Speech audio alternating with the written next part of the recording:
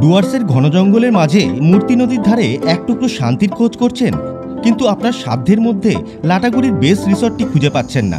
চিন্তা নেই, আপনার ডুয়ার্স ট্যুর গাইড হিসাবে আমি পৌঁছে গেছি মূর্তির অলিভ ভিলেজ রিসর্ট লাটাগুড়িতে। এই ভিডিওটি দেখার পর ডুয়ার্সের হোটেল অ্যান্ড রিসর্ট নিয়ে আপনার সমস্ত দ্বিধা কেটে যাবে।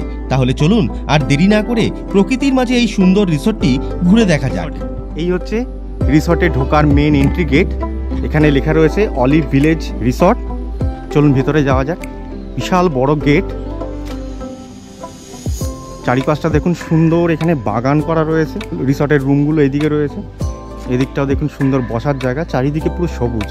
আর এখান থেকে কিছুটা সামনে গেলেই মূর্তি নদী পাবেন। এটা হচ্ছে হোটেলের রিসেপশন এরিয়া। দাদা নমস্কার। নমস্কার। আপনার নামটা? রাজেশ মশাই। আচ্ছা, চলুন তাহলে একটু রুমটা দেখিনি। এটা হচ্ছে রিসেপশন এরিয়া, দেখুন খুব সুন্দর।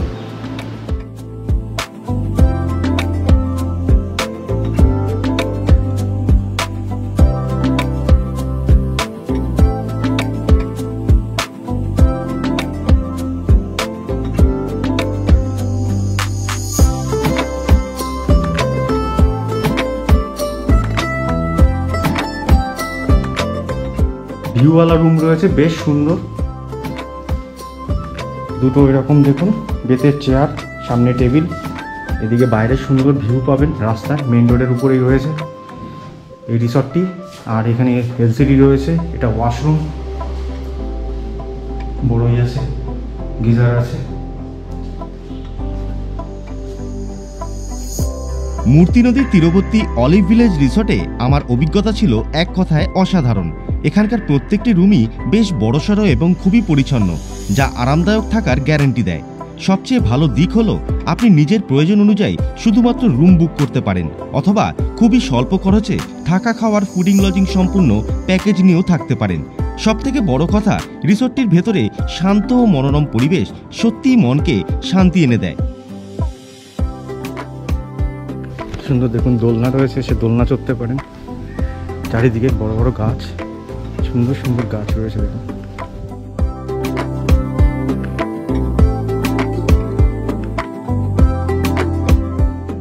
প্রকৃতির উপহার হিসাবে মূর্তি নদীও কিন্তু একদম হাতের নাগালে। রিসর্ট থেকে পায়ে হেঁটে পৌঁছে যাবেন নদীর ধারে। সব মিলিয়ে যারা স্বল্প খরচে মূর্তির দারুণ পরিবেশ ও শান্ত মেজাজ উপভোগ করতে চান, তাদের জন্য এই জায়গাটি আমার পক্ষ থেকে জোরালো সুপারিশ রইল।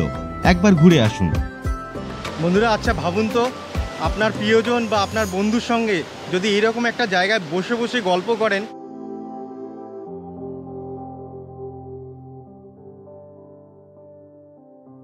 উপরে এসি লাগানো রয়েছে, এদিকে এলসিডি রয়েছে, দুটো বসার জায়গা সুন্দর রয়েছে, এখানে একটা টেবিল চেয়ার করা রয়েছে, এখানে একটা আয়না রয়েছে।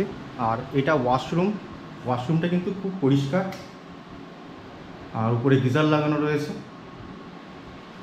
শাওয়ার আছে।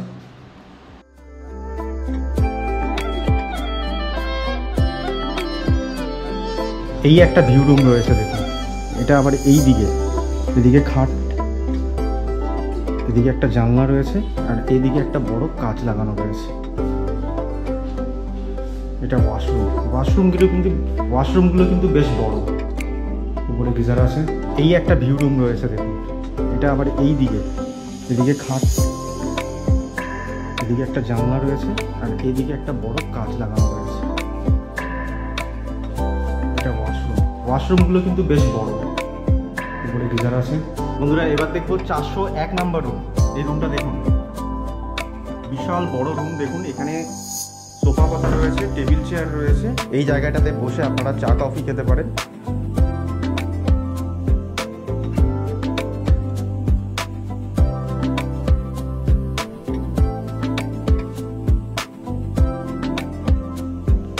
এদিকে এলসিডি রয়েছে, ড্রেসিং টেবিল রয়েছে,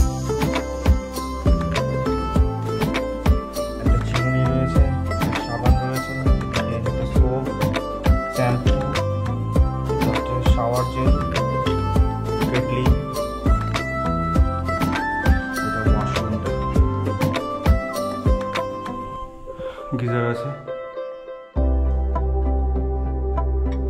ব্যালকনি রয়েছে দেখুন। এটা হচ্ছে এই রুমের ব্যালকনি, বেশ বড় এবং চওড়া জায়গাটা, এখানে এসেও বিকালে চেয়ার পেতে বসতে পারেন।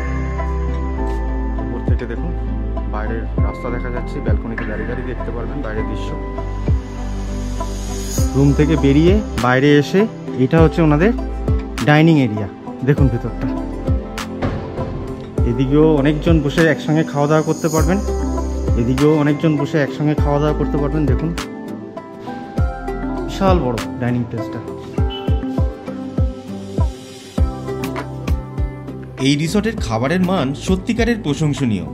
এখানে খাবারগুলো এমনভাবে প্রস্তুত করা হয় যেন বাচ্চা থেকে শুরু করে বয়স্ক মানুষ সবাই স্বাচ্ছন্দ্যে খাওয়া দাওয়া করতে পারেন।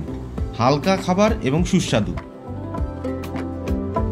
এখন আমি এই হোমস্টের দোলনায় চড়ছি বসে বসে, আর পিছন দিক দিয়ে একটা মিষ্টি হাওয়া ভেসে আসছে। দারুণ দারুণ, খুব সুন্দর জায়গা। চারিদিকে দেখুন পুরো সবুজে ঘেরা চারিদিক। বন্ধুরা, আপনারা যদি গরুমারা জঙ্গলে সাফারি করতে চান তাহলে এই হোটেল থেকে জাস্ট সামনের দিকে কিছুটা হেঁটে আসলেই দেখতে পারবেন। এখানে বন্ধুরা এইটাই হচ্ছে গরুমারা ন্যাশনাল পার্কে সাফারি করার টিকিট কাউন্টার।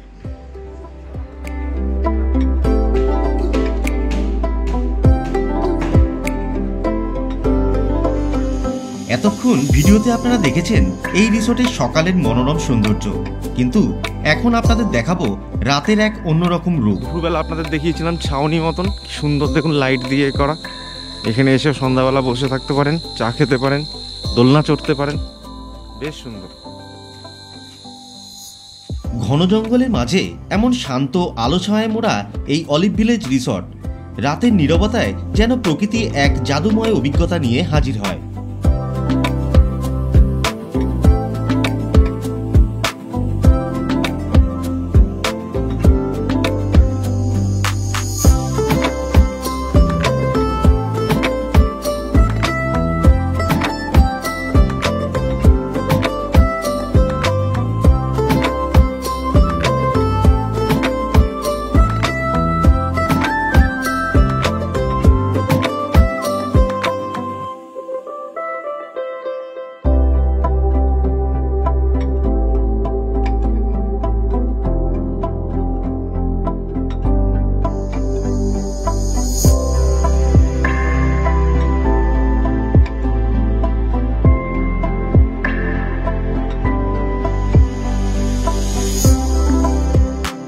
অলিভ ভিলেজ রিসর্টের দাদা হচ্ছে ম্যানেজার। দাদা আপনার নামটা একটু বলবেন? রাজেশ বসাক। প্রাইসগুলো কি কি আছে?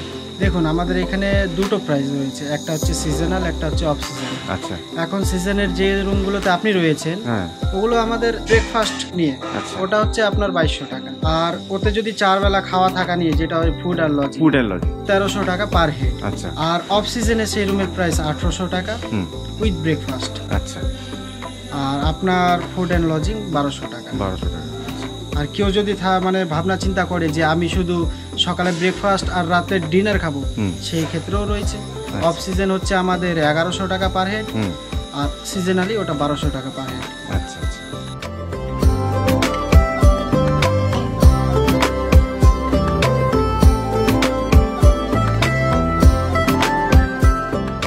মূর্তি নদীর অপরূপ রূপ উপভোগ করার পাশাপাশি বিকালের দিকে রোদ্দুরটা একটু কমলে আপনারা ঘুরে আসতে পারেন এখানকার লোকাল সাইট সিন স্পটগুলোতে। দেখতে পাবেন হাতি, ময়ূরের মতন বন্যপ্রাণী, বিস্তীর্ণ সবুজ চা বাগান, আরও অনেক সুন্দর প্রাকৃতিক দৃশ্য যা আপনার ট্রিপকে করে তুলবে আরও স্মরণীয়। রয়েছে দেখুন গরুমারার জঙ্গল, এই যে, আর এই দেখুন নিচে নদীটা, এটা হচ্ছে মূর্তি নদী। কি সুন্দর পরিবেশ দেখুন, চারিদিকে ধান চাষ হয়েছে, ওইদিকে পুরো জঙ্গল এরিয়া, এদিকে রয়েছে মূর্তি নদী, দারুণ সুন্দর।